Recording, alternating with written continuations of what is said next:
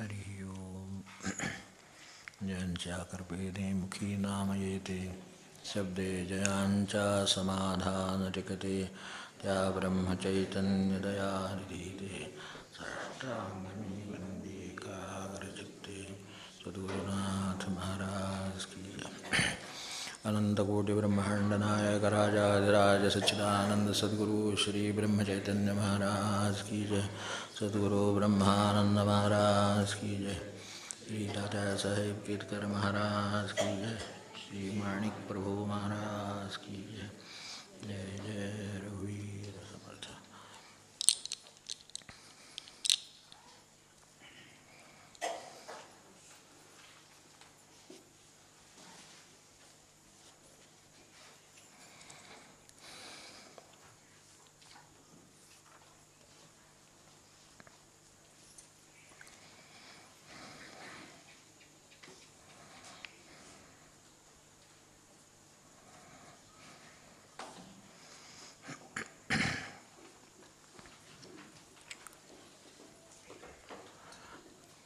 आपल्याला जे साध्य करायचं आहे त्याच्यासाठी साधन काय असावं हा प्रश्न साध्याच्या तुलनेनं गौण आहे. ज्याला जे साधन करावं असं वाटतं ते त्याने करावं. आपण अगदी नामापासून स्मरणापासून सर्व प्रकारचे साधनं इथेही करतो आहोत, लोकही करत आहेत आणि ते चांगलं आहे. अनेक विषय कुठल्या ना कुठल्या रूपाने घेतले गेलेले आहेत. त्यातलं साधन रहस्य झालं आहे, रमणांच्याबद्दल बोलणं झालं आहे. सगळे जिथून जिथून म्हणून आपल्याला काहीतरी मुद्दा मिळण्याची शक्यता आहे.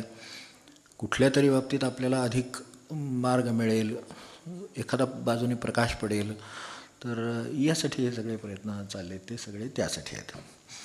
आता याच्यात तसं म्हटलं तसं किती मार्ग असतील, आपण किती जण आहोत तितकी मार्ग असतील.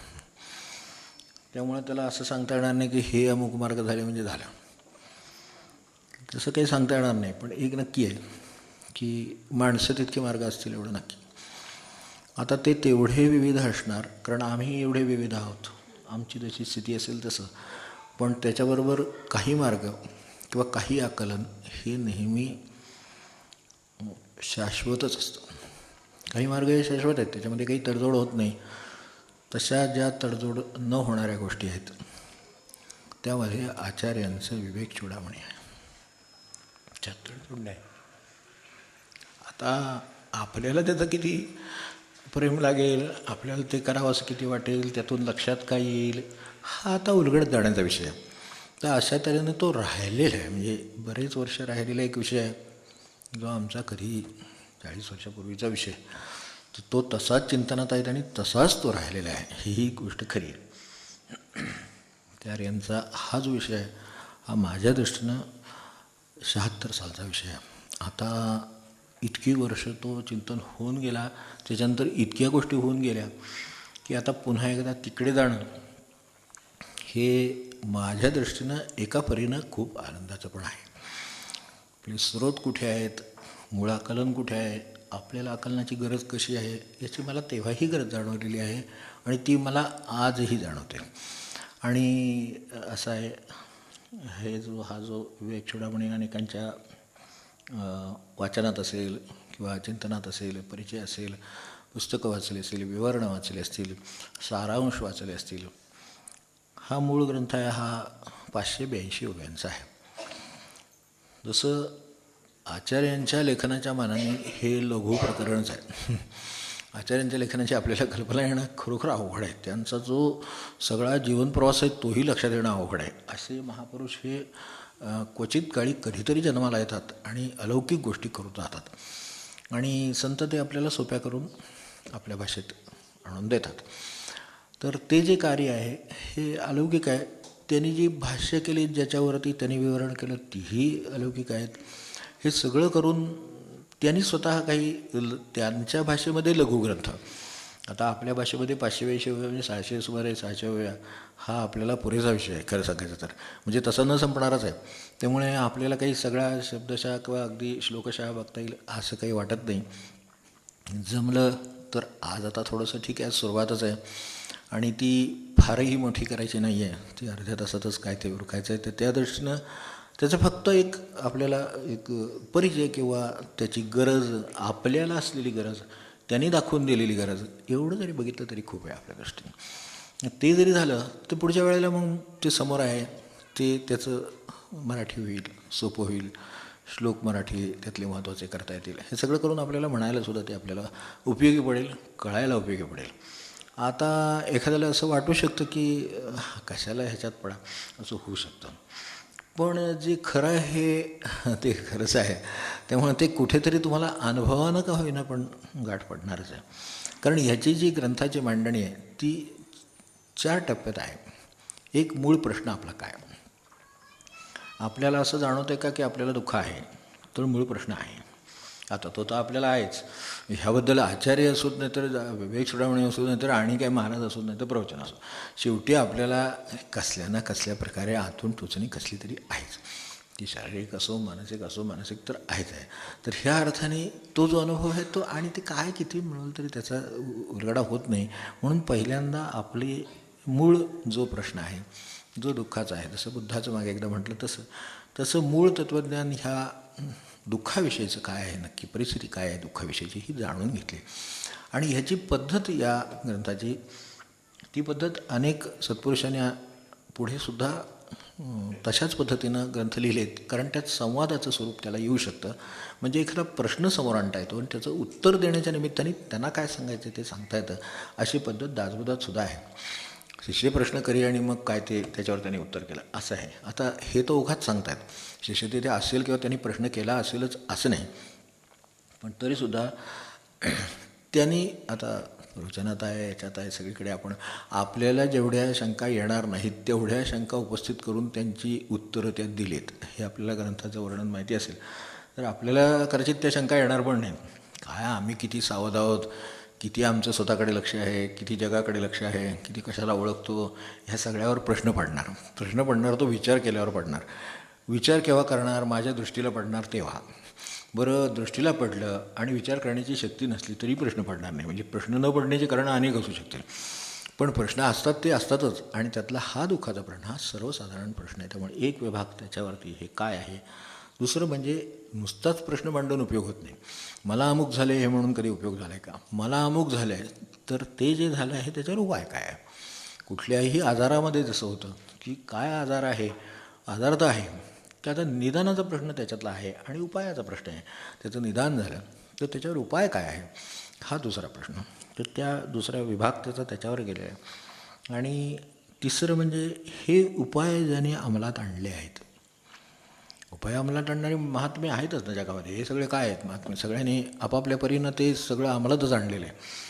आता त्यांना ज्या पद्धतीनं ज्या भाषेत जसं त्यांनी केलं असेल तसं असेल, पण त्यांनी ते सगळे उपाय अंमलात आणलेले आहेत. असे जे महात्मे जगणारे आहेत ते कसे जगतात त्याच्याविषयीच. कारण ते कसं आहे, हे थेरी झाली, हे प्रॅक्टिकल आहे पुढे, की ते प्रत्यक्ष जगत आहेत. तर ते जगत आहेत ते कसे जगत आहेत, त्यांना जगतानाचा अनुभव काय आहे, माझा अनुभव काय आहे, त्याच्याशी कुठे तादात्म्य काही आहे का, हे जुळेल का, आणि ह्यातलं अंतर असेल तर ते कमी करता येईल का, ते कसं करावं ह्याविषयी हा तिसरा भाग. आणि शेवट काही नाही, शेवट आपल्याला जी स्थिती प्राप्त व्हावी अशी इच्छा आहे त्या स्थितीचं वर्णन, की जी त्यांना प्राप्त झालेलीच आहे आणि आपल्याला व्हावी असं वाटतं. आता ह्याची रचनासुद्धा अशाच पद्धतीने आहे की प्रत्येकजण त्या अर्थाने संसार तप्त असतोच. त्याचा प्रपंच कसला आहे आणि कुठला राजाचा आहे का रंकाचा आहे का नोकरदाराचा आहे का दुकानदाराचा आहे ह्याच्याशी काही संबंध नाही. आपल्याला काय तप्त असतं ते माहिती आहे. मग ते जे संसार तप्त आहे, अगदी घरचं माणूस म्हटलं काय आणि दारचं माणूस म्हटलं काय आणि शेजारचं माणूस म्हटलं काय, शेवटी ते कटकटीवर येतं शेवटी. मग ते आणि हे रोजच येत असतं. असं काही नवीन एखाद दिवशी बा असे चाललं आहे आणि एक वर्षभरात असा दिवस आपले ते डे वगैरे चालले आहेत की नाही असे वेगवेगळे, तर तसा एखादा आपल्याला अस्वस्थतेचा डे वगैरे आला, मग त्या दिवशी सगळे अस्वस्थ आहेत वगैरे. तर असं काही नसतं आपल्याकडे, असे नाहीच आहे. दुःखही विषयाचा असा आहे की आत्ता बरं आहे तर थोड्या वेळानं काय असेल हे काय सांगता येत नाही. तो आपण त्याला म्हणतो ना मूड त्यांचा सांगतो, त्यात फार काय तो काय तिचा मूड काय त्यांचा मूड काय, शेवटी ते सांगता येत नाही. आणि दुःखाचा भाग हा कायमचा आहे. हे जर आहे तर याचं परिवर्तन होईल का, आणि ते कुठे होतं, कसं होतं, याविषयीची चर्चा आहे. म्हणजे असं काही असं गडबडून जाण्यासारखं नाही की ते शंकराचार्यांचं ते अमकं आहे तमकं आहे, आपलं ते काय आता आपलं ते काही नाही, आपलंच सांगता येते ते काही ते त्यांच्या स्थितीला कशाचं दुःख आहे. तर त्यांच्या स्थितीला काही दुःख नाही. अडचण ही ती आपल्याच दुःखाची आहे आणि ती सोडवण्याचा त्यांचा प्रयत्न चालला आहे. आता त्यांच्या परीनं त्यांनी त्यांच्या भाषेमध्ये आणि ते सुद्धा म्हणून तिथे सुद्धा रचनेमध्ये हे आत्ता जे वैशिष्ट्य सांगितलं तशीच रचना आहे की शिष्याला अडचण आहे, संसार तप्त म्हटलं ना तसं संसार तप्त आहे, दुःख तप्त आहे. आता त्याची नेहमी हीच, आता कुठलीही गोष्ट जर तप्त असेल तर ती शांत कशी होईल हाच प्रश्न असतो. घरातलं मनुष्य तप्त असला तर आपण काय ते विचार करतोच ना, त्याला पाणी द्या, त्याला चहा द्या, त्याला जेवायला लागला काय, त्याला भूक लागली का बघा. लहान मूल तप्त होतं हे आपण बघतो. आक्रस्थळेपणा जर मुलांनी करायला सुरुवात केला तर आपण कारण शोधतो की नाही, त्याचं कारण काहीतरी झालेलं आहे. मग त्याला कोणी मारलं का काय, त्याला भूक लागली का काय, त्याला बाहेर जायचं आहे का, त्याला अभ्यास नको आहे का, काय हवा आहे का, काय जे असेल ते हवं आहे म्हणून काय रडणार नाही. पण तरीसुद्धा अशा तऱ्हेचं काय झालं आहे शोधतो ना आपण. तर तशा तऱ्हेचं तप्त आहे म्हटलं की शांताचा प्रश्न आला. तेव्हा आपण तप्त आहोत ना, मग आपला शांतीचा प्रश्न आहे. या अर्थाने ह्याच्यातली मांडणी तशी आहे. म्हणून संसार तप्त हा हे आणि काय असते जाणीव होणं हा महत्त्वाचा विषय. तप्त आहे आपण आणि कशाने तप्त आहे हे त्याला कदाचित कळलं नसेल, पण तप्त एवढं तरी कळलं पाहिजे. आपल्याकडे मधुमेहाच्या माणसाला ह्याच्या माणसाला एखाद्या वेळेला असं होतं, ते संवेदना जातात, इतर आजारातसुद्धा जातात, मेंदूचे काही आजारात जातात, तर त्यावेळेला टोचलेली टाचणीसुद्धा कळत नाही. याचं कारण काय, तर ती टाचणीच आहे, ती टोचलेलीच आहे. जास्त टोचली तर रक्तसुद्धा येईल, पण तिथे संवेदना नाही आहे. संवेदना नसली तर काही यातलं काही होत नाही. म्हणून काही गोष्टी अशा ज्या मनुष्याच्या जन्मालाच आहेत. खूप दुःख अशी आहेत आणि खूप सुखही अशी आहेत आणि खूप परमानंदही असाच आहे की जो फक्त मनुष्य जन्माचा आहे. तिथे तशा तऱ्हेची काय, आता ते त्या काय गुरु असेल तर त्या रेड्याने दुसऱ्या रेड्याला विचारलं की काय, तो प्रश्न तिथे काही येत नाही, ते काय ओळख देत नाहीत. म्हणजे बाहेर समजा बैल चालले तर एकमेकांचे काय, तो काय तो नेहमीचं फिरणारा बैल आहे पण काय ओळखच देते, असं कुठं काय त्यांच्यात काय संवाद चालले आहेत किंवा आपल्याला काय सूक्ष्म जाणवलं वगैरे काही नाही. ते त्याचं ते जात असतात येत असतात, काय त्यांना जमेल ते करतात. भूक लागली की खाणे एवढं माहिती आहे बस, बाकी काही नाही. आणि मालक काम करून घेतात म्हणून धपटून का होईना ते काम करणं, ते झालं की झोपले की संपलं. एवढं साधारण आयुष्य आहे. तर ह्याच्या पलीकडे कितीतरी पट आयुष्य माणसाच्या समृद्ध आहे सर्व बाजूने. आता त्याच्या समृद्धीची त्याला जाणीव व्हावी. मग तप्ततेची जाणीवीवरनं हा विषय निघाला. तर तप्ततेची जाणीव असेल की बाबा खरोखरच आपल्याला अस्वस्थता आहे तर कारण शोधलं पाहिजे, आपल्याला दुःख आहे तर परिहार शोधला पाहिजे. तर हे जे आहेत हे शोधायचं कारण आहे. म्हणून याच्यात संवादाच्या पद्धतीने याची सुरुवात होते की म्हणून तिथे आता शिष्याच्या भाषेमध्ये आहे. तर शिष्य आला आहे गुरुकडे की मी असा संसार तपतोय, मला काय ह्याच्यातून मार्ग सापडत नाही. प्रत्येकजण आपापल्या परीनं प्रयत्न करून धडपडल्यानंतरच गुरुकडे येतो आणि अर्थात तेवढं काम झालं की जातो हा दुसरा भाग. पण तरीसुद्धा ते त्याचा तप्त झाला म्हणून तो येतो ना, त्यासाठी तो येतो. त्यावेळेला त्याची जी तप्तता आहे ते शांत चित्ताने समजून घेतात. कारण तप्तता शांत करायला ते शांत असले पाहिजे. दुसऱ्या तप्त माणसाकडे जाऊन आणखीन तप्त व्हायला होतं, तो डोक्यात घालून देतो आपल्या भाषेमध्ये, साध्या भाषेत सांगतो एकदम. शंकराचार्य वगैरे नको, तर आचार्य नको, एकदम त्याच्याकडे गेलं तर तो आणखीनच म्हणजे ते आपलं आहे ते बरं म्हणायची वेळ आली असं होतं. दुसऱ्याकडे सांगायला जावं तर त्यालाही दुःख असतं आणि हे आणखीन दोघांचे मिळून दुःख वाढतात.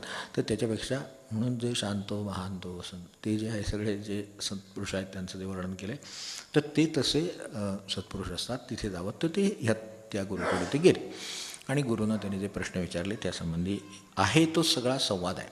आणि सर्वात शेवटी त्यांच्या शांतीला तो येऊन थांबला की तो तृप्त झाला, शांत झाला. आणि त्याला म्हणलं की आता तुझ्या माझ्यामध्ये सुद्धा काही द्वैत उरलेलं नाही, इतकी शांतता आता आलेली आहे.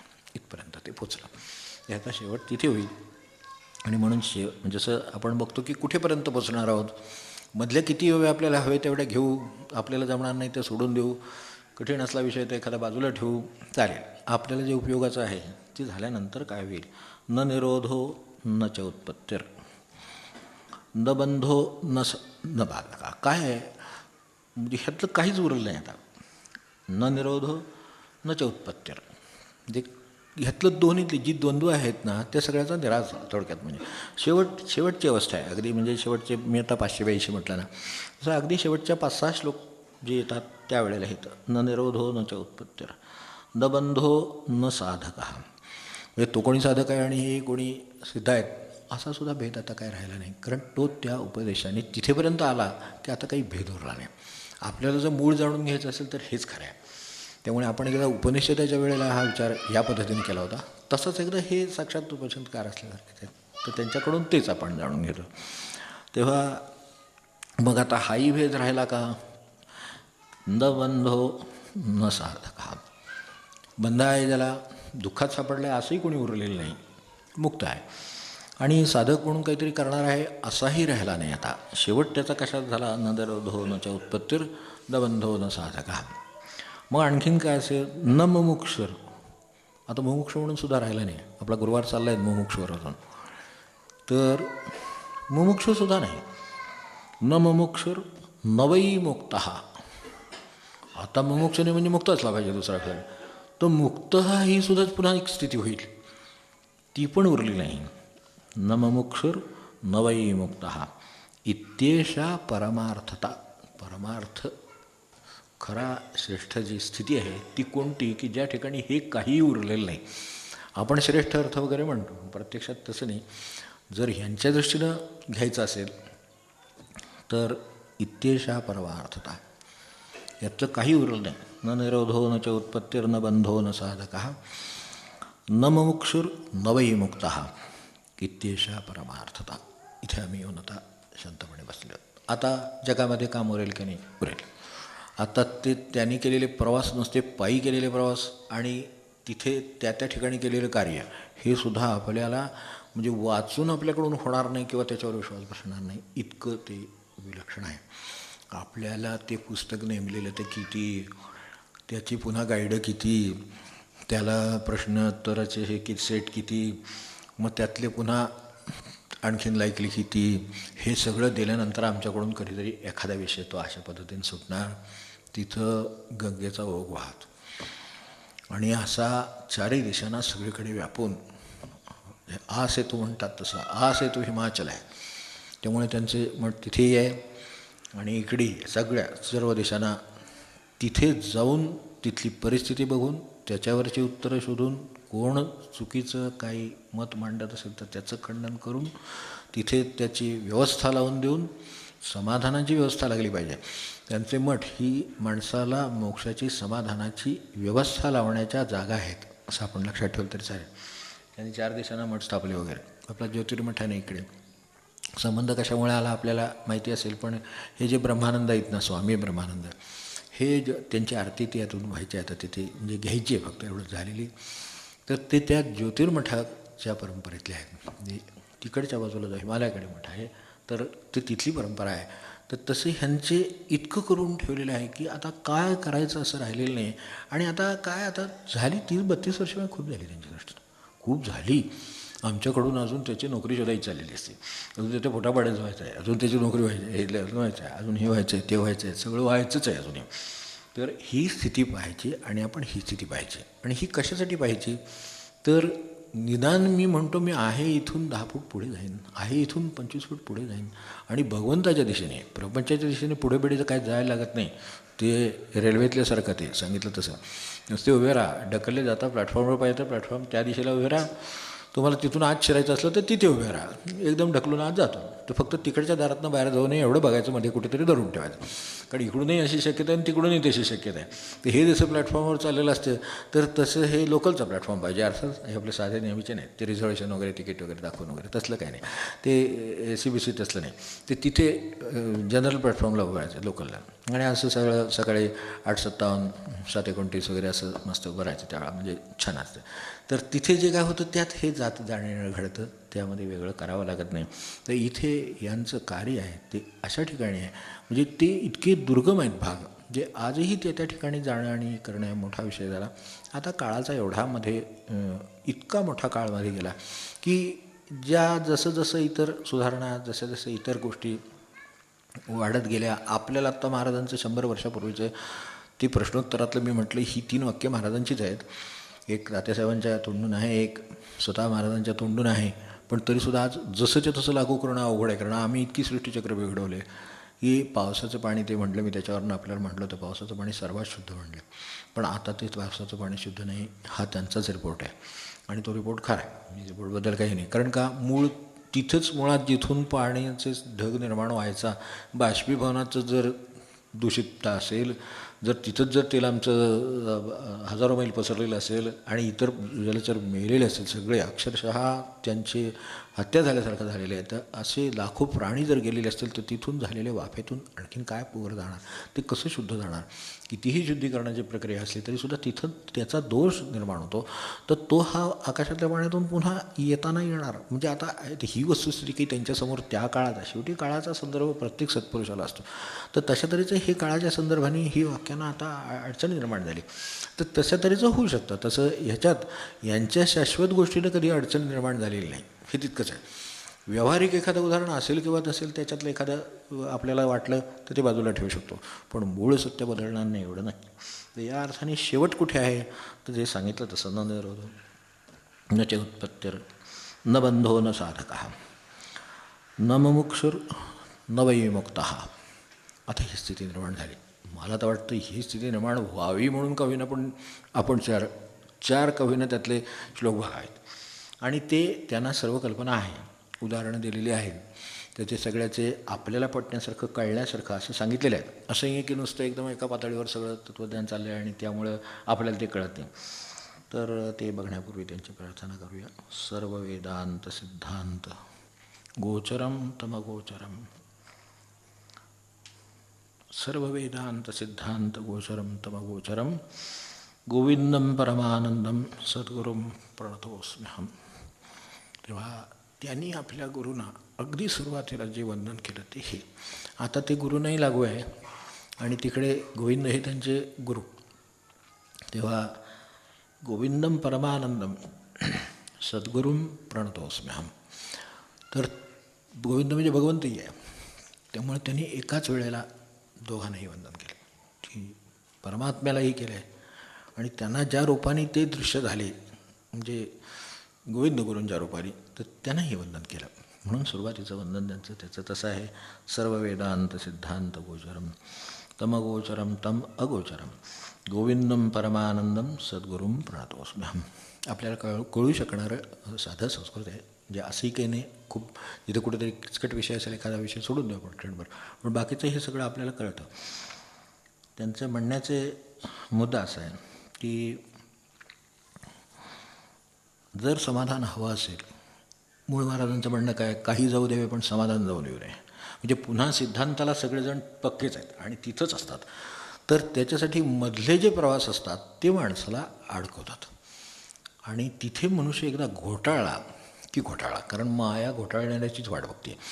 त्यामुळं तो कशातही घोटाळू, ते वस्त्रात घोटाळू दे, पैशात घोटाळू दे, ह्यानं घोटाळू दे, त्यात काय असंख्य गोष्टी. त्यांनी दिलेली यादी त्याच्यासाठी सांगतो की वाटलं तर अमृतत्व काय आहे, हे अमृतत्व सेतू न आशा अस्ति वित्तेनं, हे उपनिषदात आहे. हे ज्या दोन पत्नींनी त्यांना एकीने जे हा प्रश्न विचारला त्याला दिलेलं उत्तर आहे. आपल्याला ते मैत्रिणी ते गोष्टी माहिती असतील.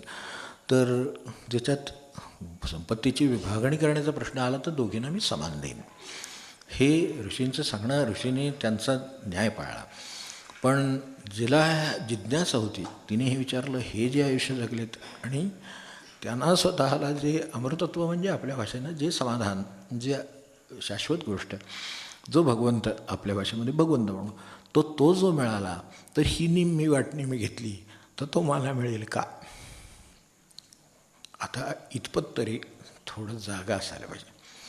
हे जागा असणाऱ्याचा प्रश्न आहे. जी जागा नव्हती ती म्हटली बरं झालं, निदान हे जाणार असले, हे काय संन्यास घेऊन निघून जातील, पण माझ्या वाट्याला निदान माझी व्यवस्था करून ठेवली आहे. तर कसली व्यवस्था, भगवंत दुसऱ्या दिवशी आज आहे उद्या नाही अशी आपली अवस्था करून ठेवतो, तिथं कसली व्यवस्था लावणार आपण. पण तरीसुद्धा सामान्य माणसाला त्या व्यवस्थेत किती इंटरेस्ट असतो. नावं घालायची, ते अमकं करायचं तमकं करायचं, काय त्याचा व्याप सगळा, आणि पुन्हा हा नावावर तिथं कुठं जागेवर आहे नावावर तिथं. त्यामुळे शेवटी ते बाकीच्यांनाच ठरायला लागतं. तर पण त्याची आशा वाटते माणसाला. तर ह्या अर्थाने त्यांनी तिला सांगितलं, हे बघ, तुला जर खरं उत्तर हवं असेल तर जे अमृतत्व मला मिळालं, जे शाश्वत समाधान मिळालं, त्याची कधीही वित्त, जे पैशाने, ते तुला कधीही मिळणार नाही. अमृतत्वस्य तू न आशा अस्ति वित्तेनं. हे का सांगितलं तर त्यातलं मन निघावं. माणसाला सर्वात मन त्याच्यात अडकतं, मग मायेत, मग माणसात, ते माणसात अडकतं, मग वस्तूत अडकतं. माणसाला ज्या अडकवण्याच्या वस्तू आहेत त्या अशाच आहेत सगळ्या, की ते पैशात अडकतं, माणसात अडकतं, वस्तूत अडकतं, परिस्थितीत अडकतं, मग आत्तापर्यंतची सगळी यश किंवा काय मिळकती असतील ते त्यात अडकतं.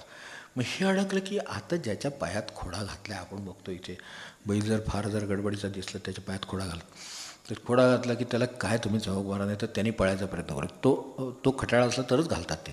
तर तो खटाळा आहे त्याच्यात जर पायात घातलेला असला तर त्यांनी किती धडपड केली तरी त्याला पळता येणार नाही अशी व्यवस्था आहे. अनेक वेळेला दोन्ही पायांना एक दोरी बांधून ठेवल्याचे आपण बघितलं असेल. तो त्यांनी किती धडपड केली तरी शेळी असो नाही तर बैल असो, त्याच्या अंगात किती ताकद असेल त्याला पळता येत नाही, त्याला हालचाल करता येत नाही.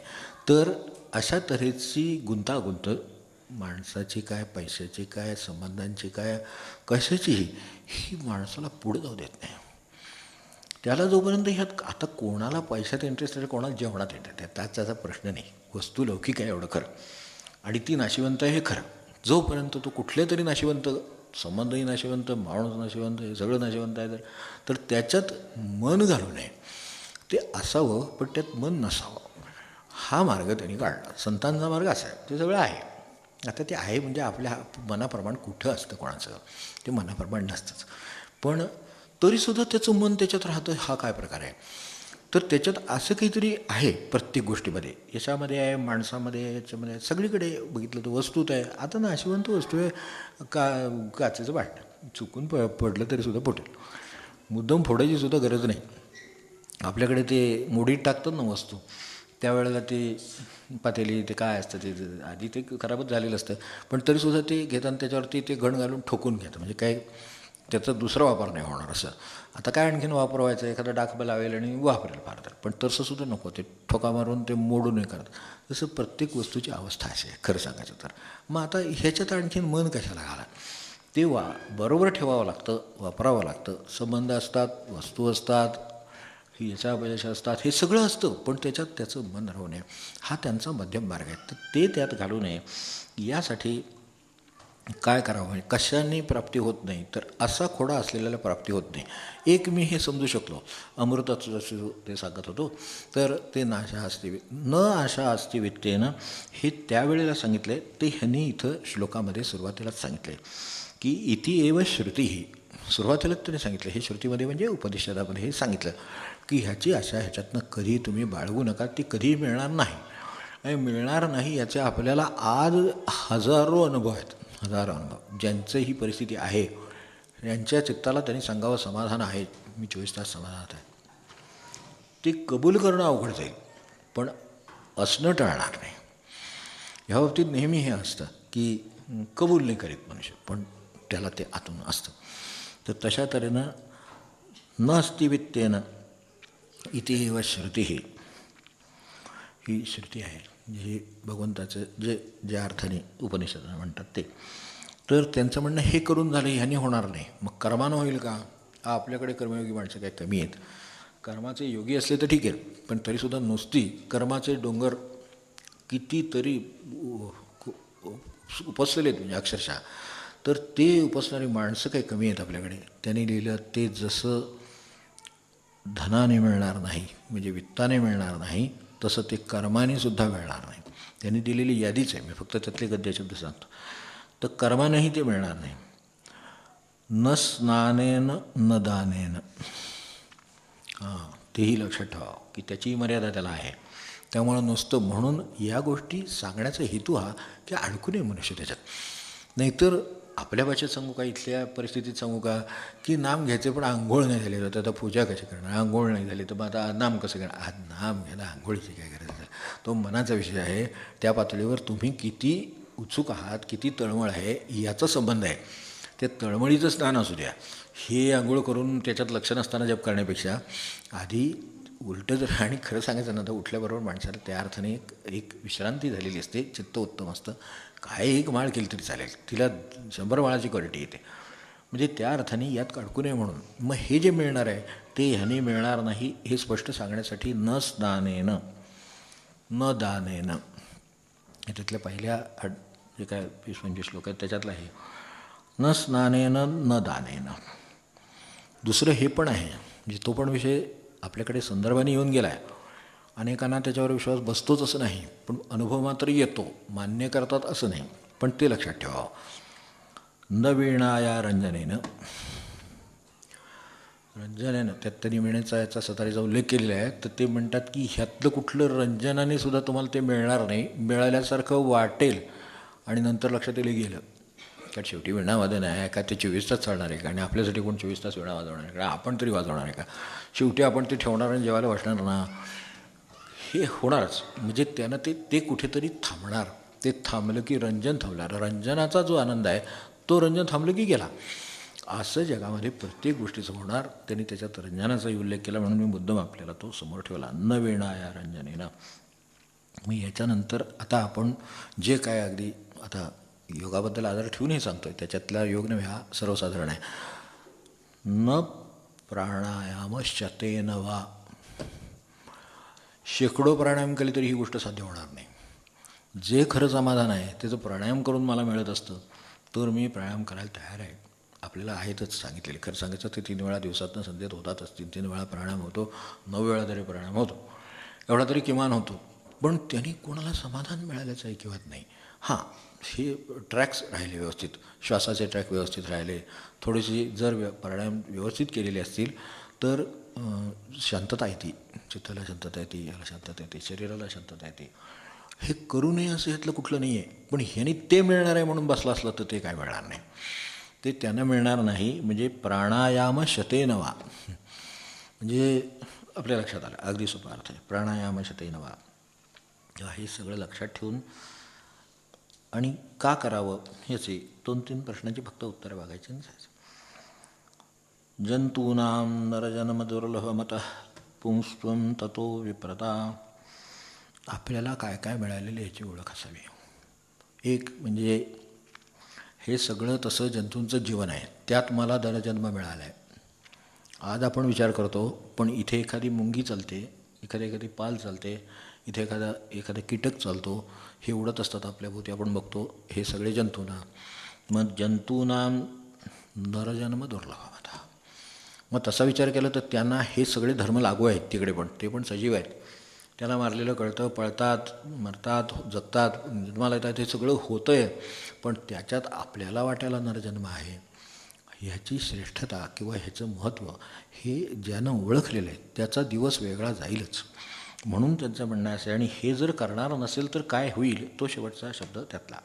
जंतूनां नरजन्म दुर्लभमतः पुंस्त्वं ततो विप्रता.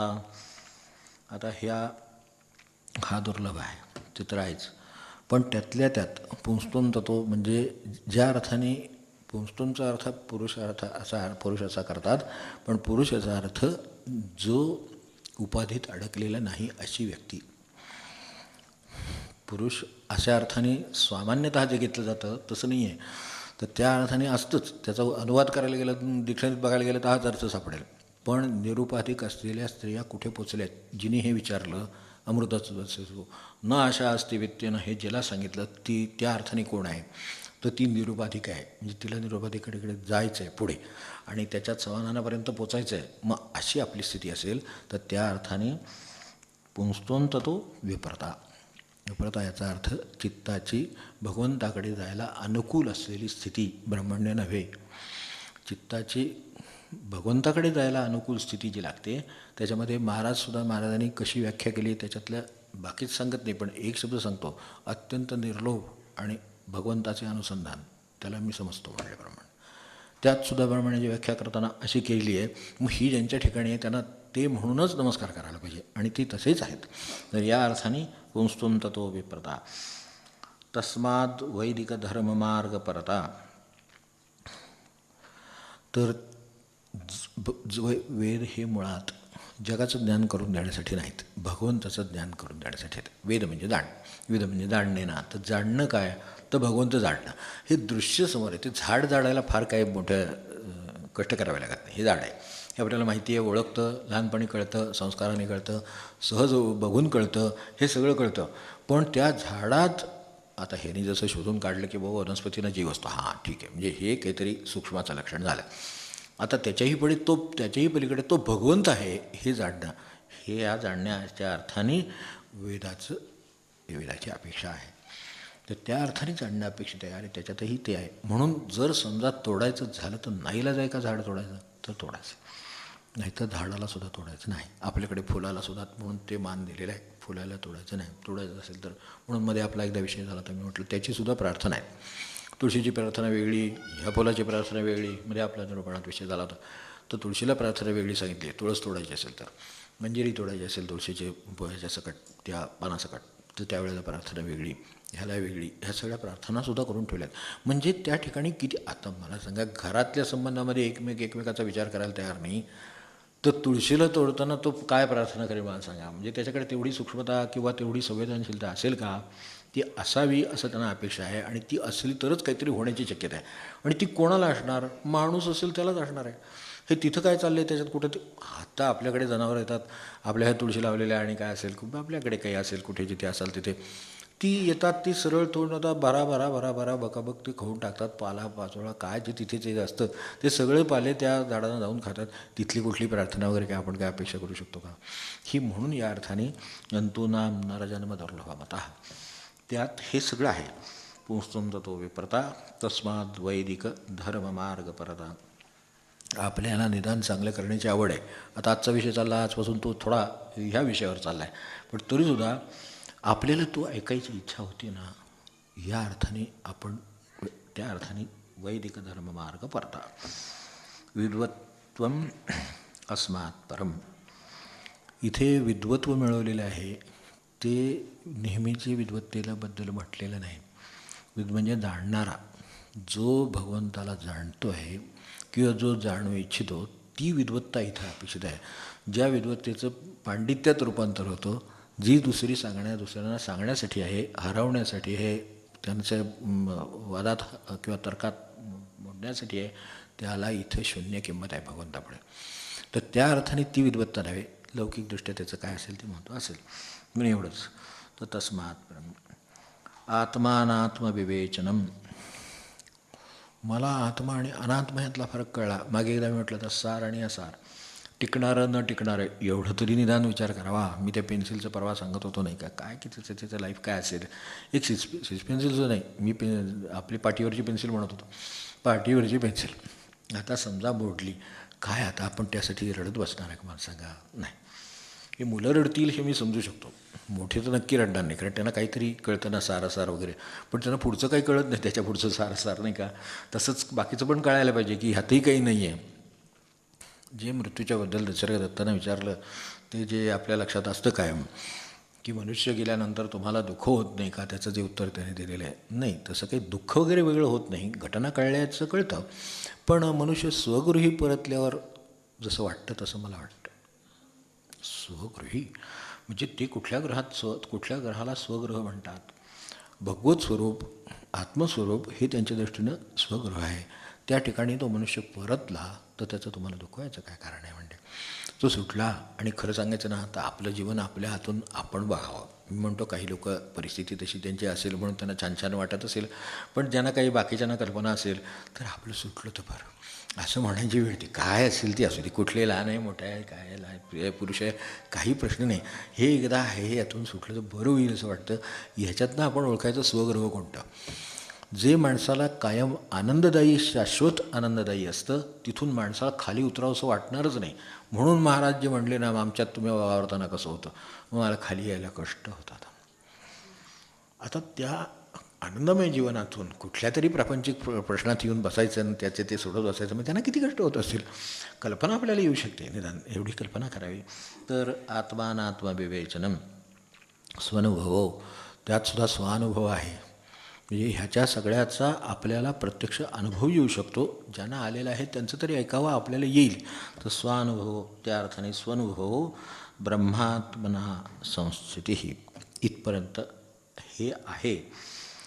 मुक्तिर्नोशत जन्मकोटी सुकृतैः पुण्यैः. आता असं आहे, हे जर असं आहे तर कशानं मिळेल, तर म्हणजे ती मिळवायला, ही भक्ती किंवा हा आनंद मिळवायला शतजन्म कोटी सुकृतैः तर मिळेल.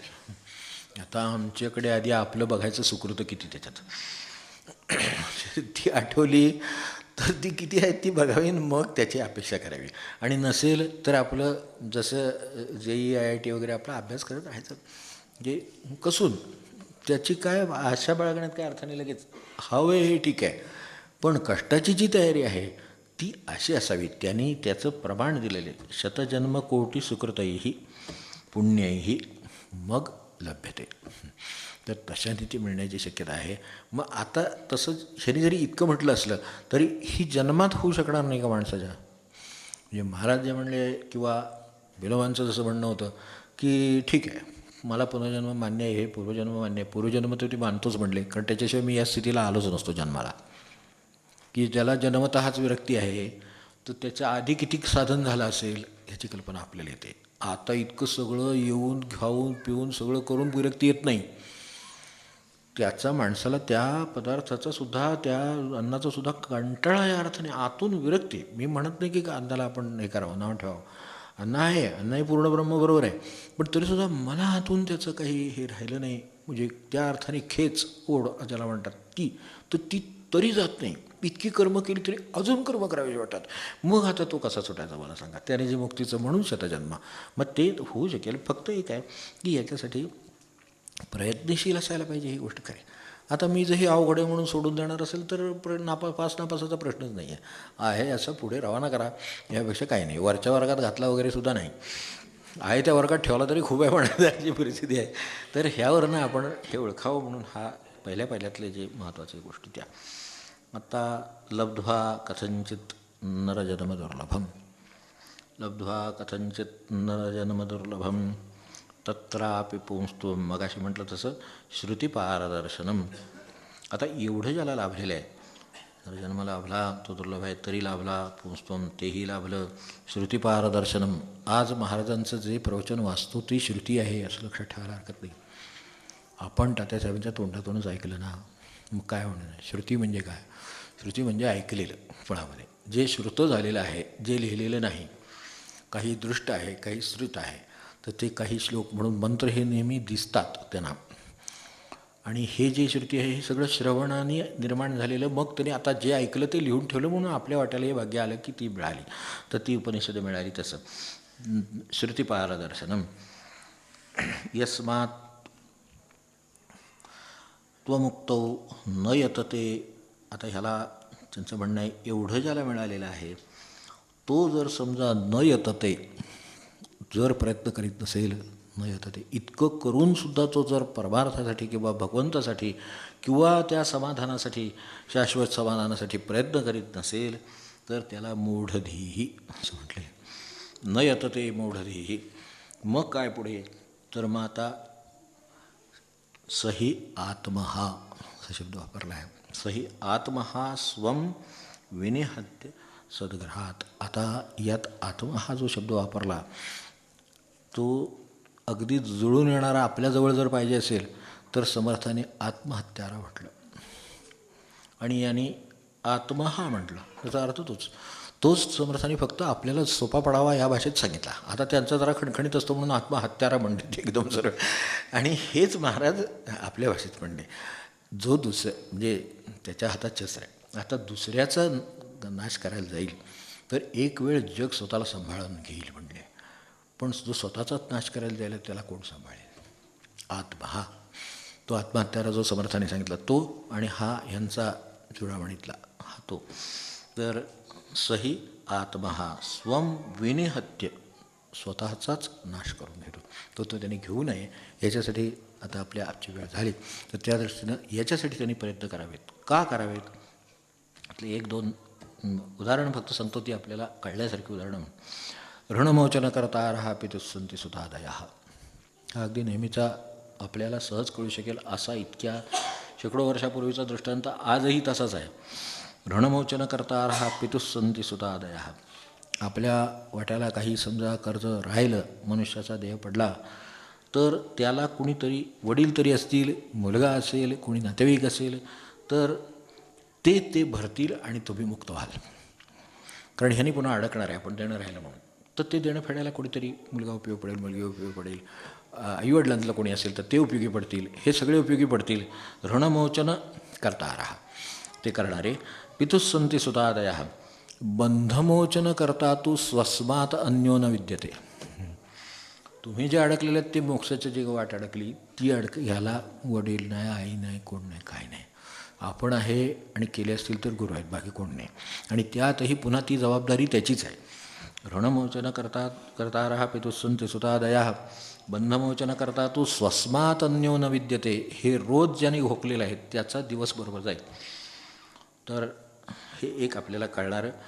आणि दुसरं नेहमीच आहे, मस्तकन्यस्त भारादेर दुःखमन्येर निवार्यते.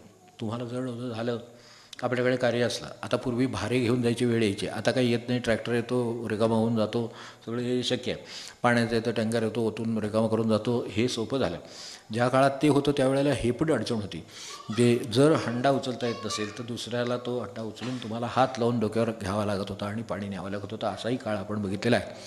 नसेल तर तो त्यातला हंडा निम्मा करेल, त्याच्यात घेईल, त्याचा रिकामा असेल तर त्यात घेईल आणि तुम्हाला मदत करेल. काहीतरी मदत करण्याची शक्यता आहे.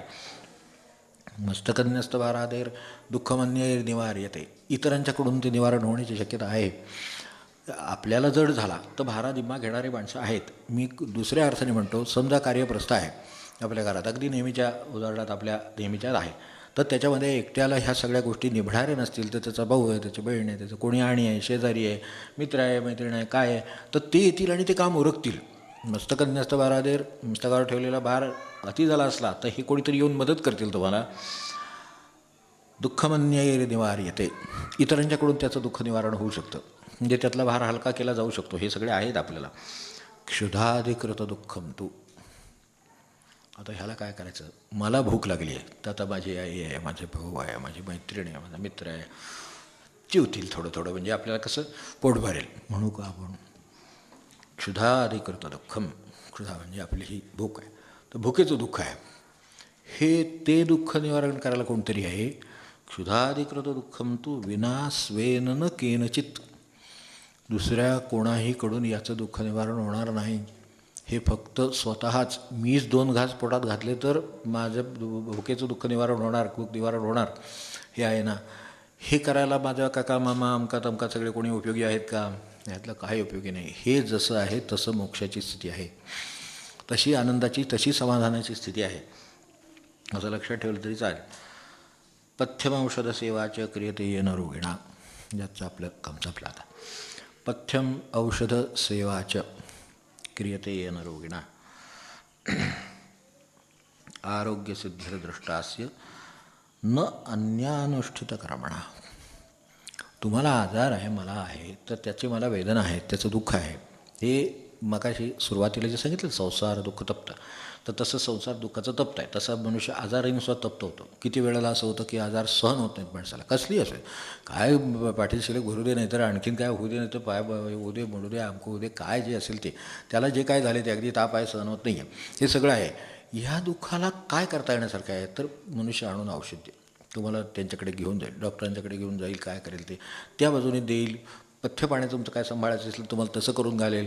पण आता जो त्या तापामुळं जो त्रास होतो आहे, त्या ज्या पेन्स आहेत, त्याचा जो ते त्रास आहे कसल्या तरी कारणाने जे काय झाले ते, त्यातलं थोडं घे म्हटलं तर डॉक्टर नाही, घरचा नाही, आई नाही, वडील नाही, कोण नाही. बस बरोबर, वेळी झाली आणि सिद्धांतही बरोबरच आहेत. आरोग्यसिद्धिर्दृष्टास्य. तर तसं पथ्यम औषध सेवा हे सगळं होऊ शकेल, पण ते दुसऱ्यांकडून होईल, पण मुक्ततेचं काम मलाच करायला पाहिजे. तेव्हा आता ते परिटबाबांचं परत परत निघतं आहे, पण ते म्हणले नाम घ्यायला दक्षिणा देऊन बडजी बसवता येत नाही म्हणले. काय बोलू सृष्टी, बाकी सगळं करताय, पण म्हणले ते सुद्धा उपयोगी नाही आहे असं त्यांचं म्हणणं आहे. तर ते म्हणले हे जर तुम्हाला देवाचं स्मरण करायचं आहे तर ते मलाच करायला पाहिजे. मी 1 तास करेन, नाही तर 15 मिनटं करेन, नाही तर 4 तास करेन, पण ते जे मी केले तेच मला उपयोगी पडायचं, अशा तऱ्हेनं मोले ते होणार नाही. तर या अर्थानं लक्षात ठेवावं. आरोग्य सिद्ध म्हणून पथ्यम औषध सेवा सगळं होऊ शकेल, पण हे पुढचं नाही होणार. तस्मात आता काय करावं? तस्माद्य गुरुम आराध्य.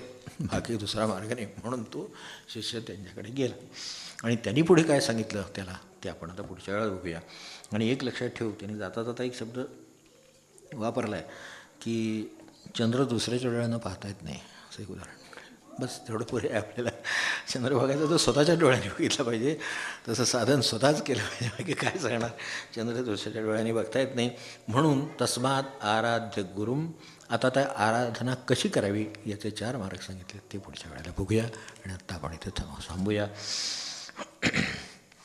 सर्व वेदांत सिद्धांत गोचरम तमगोचरम गोविंदम परमानंदम सद्गुरुं प्रणतोस्म्यहम. सद्गुरुनाथ महाराज की